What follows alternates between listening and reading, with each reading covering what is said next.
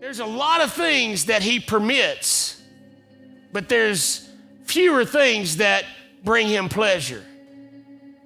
There's things that we're permitted to love. For example, I love this boy, I love this girl, I love this thing, I love this hobby, I love this stuff, I love this job. There's a lot of things that we can love.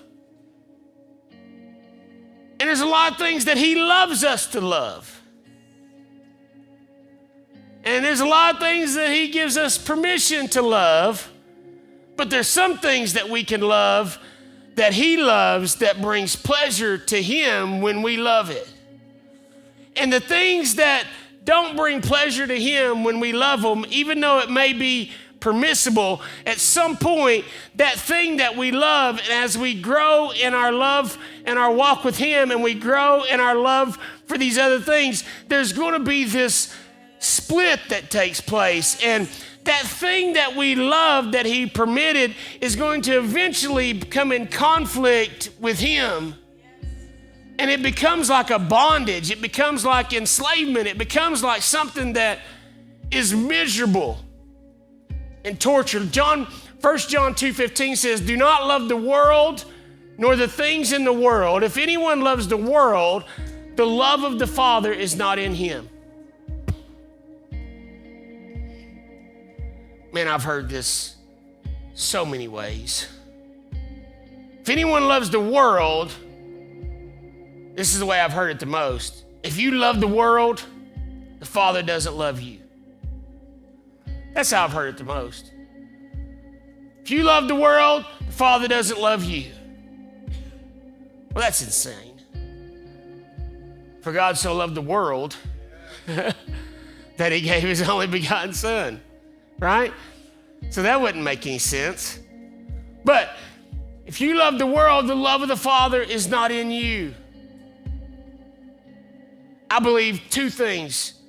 If you love the world, the things in the world, then there's places in you that are not full of the love of the Father. There's a deficit of the love of the Father in you. There's a deficit of the revelation of his heart and his nature that would cause you to love a thing in the world. Started in the garden with Adam and Eve, okay? He doesn't love you. He wants to suppress you. He wants to hold you back. He doesn't want you to be like him. He knows that if you eat of that, you're going to be like him, and he doesn't want you to be like him. So he's somehow controlling and manipulative, and that there became a deficit. The enemy planted and robbed a place of trust and love they had for the Father, and then the tree looked amazing. But the tree was just a tree until there was a deficit in their understanding and revelation of the heart of the Father. Are you with me? Sin is not appealing unless there's a deficit of the heart of the Father in us.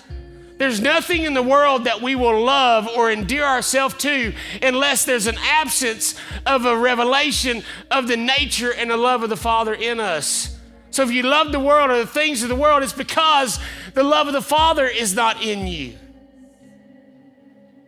But if the love of the Father is in you and it's overflowing in you, there will be no affection left for the things of the world, because our love for the Father is directly proportionate to our revelation of his love for us. And secondly, if you love the world, the love of the Father is not in you. I want to take this to when we're talking about fixing our emotions or dealing with our emotions. If you love the world, if you love things, the things in the world, if you love the temptation, if you love these things, then the love of the Father is not in you. It's his love that should be loving through us. So the love of the Father should be our love. The love of the Father should be what I love. I delight myself in the Lord, and he gives me the desires of my heart. I delight myself in what he loves and what gives him pleasure, and then he gives me the desires of my heart. So the love of the Father, if it's in us, then our love will look like his love. It's what he loves. And so we love what he loves, and we love what gives him pleasure and gives him delight and gives us peace and joy and fulfillment. And that's how we deal with our emotions. Our will has to become his will. Our emotions become his emotions, in a sense. Never really said that or thought of it that way, but it's helped me to see this. I base my emotions on the things that I have affections for. What are his affections for those things?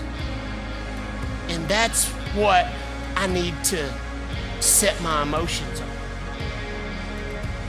So those emotions are never going to come in conflict with my relationship with him and be something that I'm going to have to really wrestle with those emotions.